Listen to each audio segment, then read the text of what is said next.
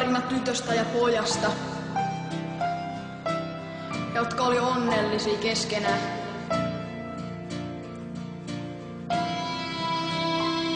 Mut sitten tapahtui se kohtalokas hetki. Ne joutui eroon toisistaan.